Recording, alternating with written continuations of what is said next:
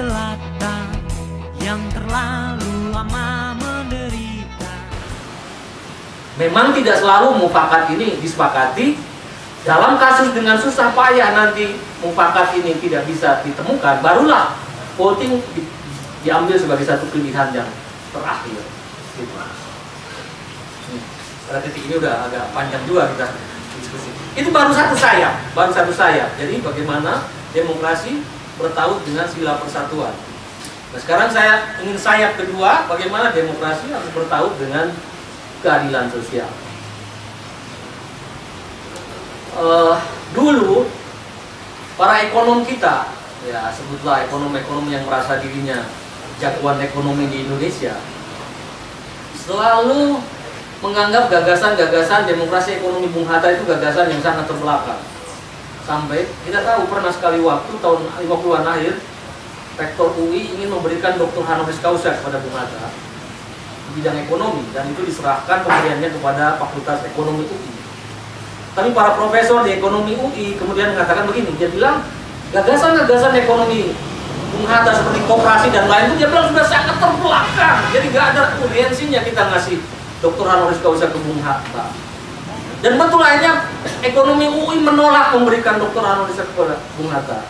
Untunglah ada Padmo Wahyono, dekan Fakultas Hukum di UI, menyelamatkan muka Rektor UI yang tadinya ingin ngasih Dr. honoris kepada Bung Hatta.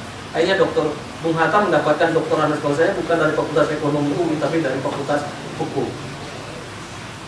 Jadi banyak waktu itu orang yang skeptis dengan gagasan apa yang disebut dengan demokrasi ekonomi. Mereka bilang demokrasi di mana-mana ya politik. Macam mana itu demokrasi ekonomi? Dia bilang nggak ada di literaturnya. Baru belakangan di awal milenium baru ini, ahli demokrasi dari Amerika namanya Robert Dahl menulis suatu buku judulnya A Preface to Economic Democracy. Baru satu pengantar ke arah demokrasi ekonomi.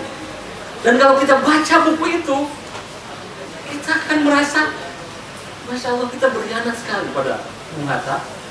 Karena gagasan-gagasan ekonomi demokrasi yang dikembangkan oleh Dahl itu seperti kita membuka kembali lembaran-lembaran argumen Bung Hatta tentang kenapa demokrasi politik harus punya sumbernya di dalam demokrasi ekonomi, dan jantung dari demokrasi ekonomi itu adalah demokrasi di dalam sistem ekonomi sendiri, yaitu yang berbasis kooperatif itu. Nah, jadi ini gagasan yang luar biasa. Dan teoretisi dari demokrasi menunjukkan bahwa demokrasi kan idealnya berjalan seimbang antara kebebasan dan kesetaraan, dan juga namanya solidaritas, liberté, égalité, fraternité. Demokrasi yang baik itu berjalan seiring antara kebebasan, kesetaraan, dan persaudaraan. Nah, ketiga prasyarat ini dipenuhi oleh Amerika Serikat ketika negara ini didirikan. Kenapa? Karena ini perkecualian khusus di Amerika. Mereka adalah masyarakat imigran dari Eropa, datang ke Amerika sebagai imigran dengan tangan dan kaki telanjang pada suatu masa di mana teknologi belum sepenuhnya canggih. Jadi setiap orang imigran ini hanya bisa mengusahakan tanah sejauh apa yang diusahakan oleh tangan dan kakinya. Jadi masyarakat imigran Amerika awal tidak ada kesenjangan yang terlalu lebar dalam pemilikan lahan dan lain-lain. Jadi lebih setara secara ekonomi, karena semua imigran bisa menguasai tanah yang relatif seimbang. Ya, sekuat kita mengupayakan dengan tangan kaki, tidak ada yang terlalu kemaruk ingin menguasai lahan terlalu luas. Jadi basis ekonominya relatif setara. Amerika juga memiliki dasar-dasar persamaan di dalam arti kultural, meskipun heterogen, tapi dominannya adalah disebut dengan White Anglo-Saxon Protestant. Kemudian atas dasar itu juga mereka punya basis pendidikan yang relatif setara. Kemudian juga untuk menguatkan kesetaraan, setiap rumah tangga di Amerika itu memiliki alat untuk melindungi dirinya sendiri berupa senjata. Setiap keluarga memiliki senjatanya masing-masing. Itulah sebabnya kemarin setelah dari kasus banyak penembakan di Amerika, pemerintahan Obama mau merobek itu pemilikan senjata, gak bisa. Karena itu sejarah perkembangan demokrasi di Amerika, setiap rumah tangga memiliki alat perlindungan dirinya. Jadi Amerika betul-betul memiliki basis kebebasan, kesetaraan, dan solidaritas yang kuat. Tapi kita lihat misalnya Indonesia, sejak awal Republik ini berdiri, pertama kita sudah menjemuk secara kultural.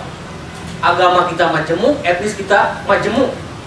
Bahkan Kripotgert menganggap Indonesia itu ibaratnya old wine in a new bottle, anggur tua di dalam botol baru. Artinya ini anggur tua nih, Jawa ini sudah sangat tua, ratusan tahun, bahkan ribuan tahun. Ada anggur Bugis, anggur Bali, anggur Batak, tua sekali. Tetapi hanya masuk di dalam botol baru Indonesia. Dan anggur tua ini terlalu berharga untuk dibuang begitu saja nilai-nilai tradisinya. Jadi ingin tetap diberi ruang di dalam keindonesiaan. Kedua, dari segi pendidikan, jelas hanya segelintir orang yang berpendidikan modern Eropa. Sisanya sampai hari ini pun 70% masyarakat kita masih lulusan SD pun tidak lulus. Dari segi ekonomi kita masih terus memperlihatkan kesenjangan antara sektor modern dan sektor tradisional. Bahkan tadi Mas Anas sudah menggambarkan situasinya yang lebih buruk di mana kesenjangan sosial itu begitu lebar. Nah, di dalam situasi seperti ini, kebebasan tidak selalu bisa memperkuat keadilan atau memperkuat kesetaraan. Bahkan di dalam situasi kesenjangan dan perbedaan yang ekstrim, kebebasan yang dibiarkan terlalu bebas tanpa ada komitmen pada keadilan justru semakin memperlebar kesenjangan. Jadi itu tadi terjadi hari ini. Pada suatu masa ketika kita mengalami surplus kebebasan, Gini rasio kita mengalami kenaikan yang luar biasa. Pada sejarah Indonesia untuk pertama kalinya dalam sejarah kita, Gini rasio kita dari segi PDB tadi 0,42%, artinya 1% penduduk Indonesia menguasai 42% daripada pendapatan nasional. Dari segi lahan situasinya lebih mencemaskan, 0,56%. Artinya 1% penduduk Indonesia menguasai 56% dari lahan nasional. Nah, dalam situasi seperti ini, kalau desain demokrasi kita justru merayakan kebebasan ini dengan semakin menggelembungkan satu demokrasi yang padat modal, baik untuk kampanye, baik untuk luasnya cakupan dapil dan lain-lain, itu ternyata kebebasan itu tidak seperti udara yang bisa diakses sama oleh semua orang. Ternyata meskipun pada dasarnya katanya demokrasi ini bisa diakses semua orang langsung, tapi hanya segelintir orang yang bisa sungguh-sungguh bisa menjadi calon, yaitu mereka yang punya kapital.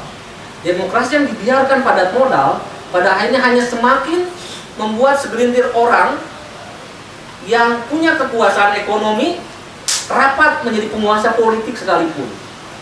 Maka untuk pertama kalinya dalam sejarah demokrasi Indonesia, postur parlemen hari ini, postur DPR kita hari ini lebih dari 65% dikuasai oleh mereka yang berlatar belakang bisnis. Aktivis-aktivis yang sudah merangkak di HMI, di LSM dan lain-lain, kepayahan untuk bisa menyandang kekuatan modal ini. Desain demokrasi kita dibiarkan tidak memberi secara ketat bagaimana demokrasi itu bisa lebih mengarah pada kesetaraan akses di dalam berpolitik. Nah, dalam situasi seperti ini, kalau kebebasan terlalu dipacu, para pemimpin bangsa kita sudah tiba pada kesadaran bahwa kalau demokrasi liberal yang dikembangkan, ujung-ujungnya meskipun namanya demokrasi, tapi demokrasinya sekedar mantel aja, substansinya adalah pasti adalah oligarki. Kita mau coba demokrasinya langsung atau tidak, yang munculnya pasti oligarki. Bahkan oligarki hari ini jauh lebih buruk ketimbang oligarki di zaman Orde Baru. Kenapa? Kalau oligarki zaman Orde Baru masih memenuhi prasyarat meritokrasi.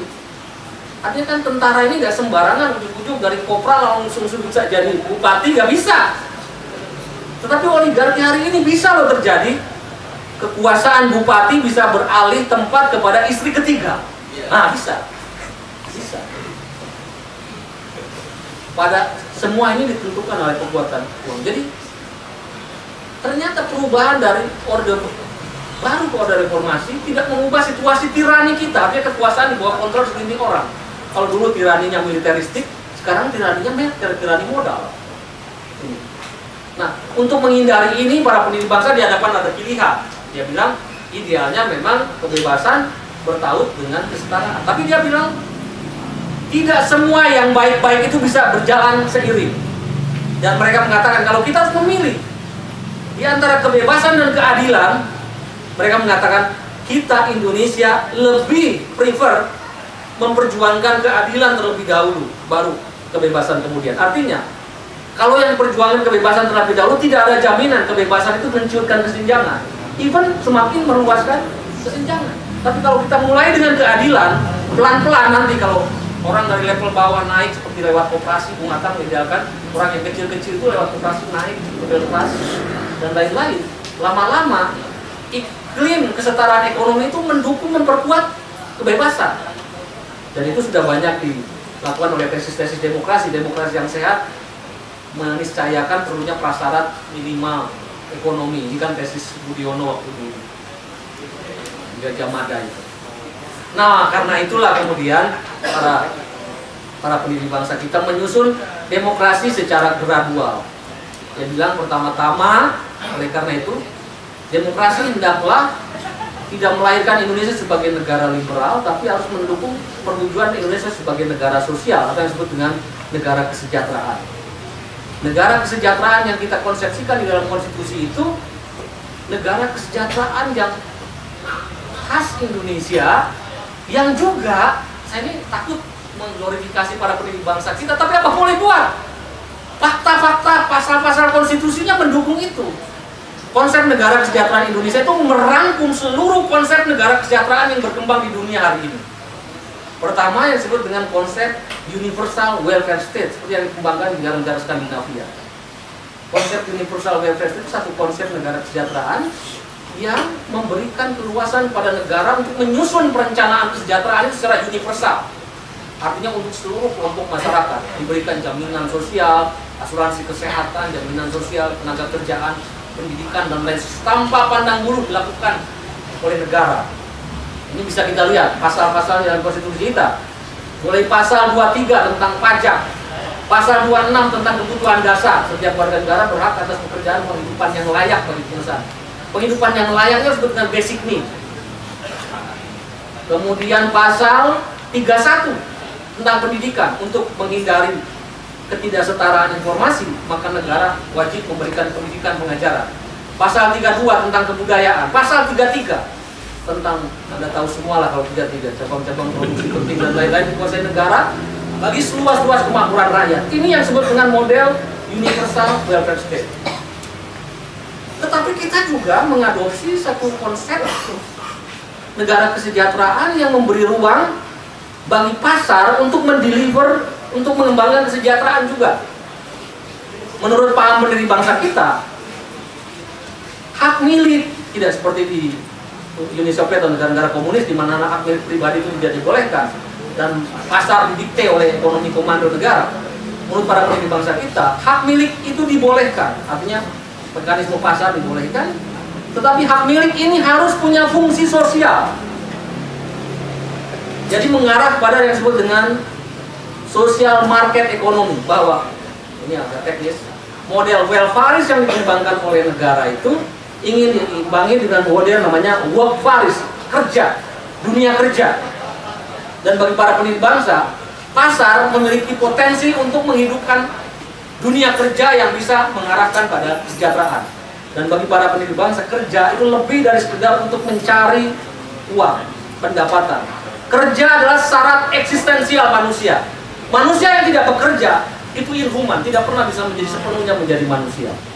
Dan pasar memiliki kesempatan untuk mengembangkan pekerjaan ini. Tetapi mereka mengatakan pasar ini hak milik pribadi itu harus punya fungsi sosial. Artinya apa? Di dalam sistem ekonomi kesejahteraan ini, misalnya tidak dibolehkan ada seorang konglomerat yang menguasai tanah yang dibiarkan mangkrak, tidak diolah. Karena hak milik pribadi itu punya fungsi sosial.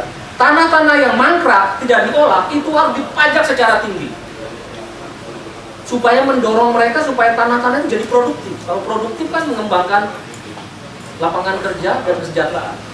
Begitupun misalnya duit-duit yang ditanam di dalam consumer goods, apa itu apartemen, apakah itu mobil mewah dan lain-lain, mestinya harus dipajak secara lebih tinggi. Sedangkan duit-duit yang ditanam di dalam sektor produktif, di pabrik dan lain-lain, itu justru mendapatkan insentif dari negara. Kedua.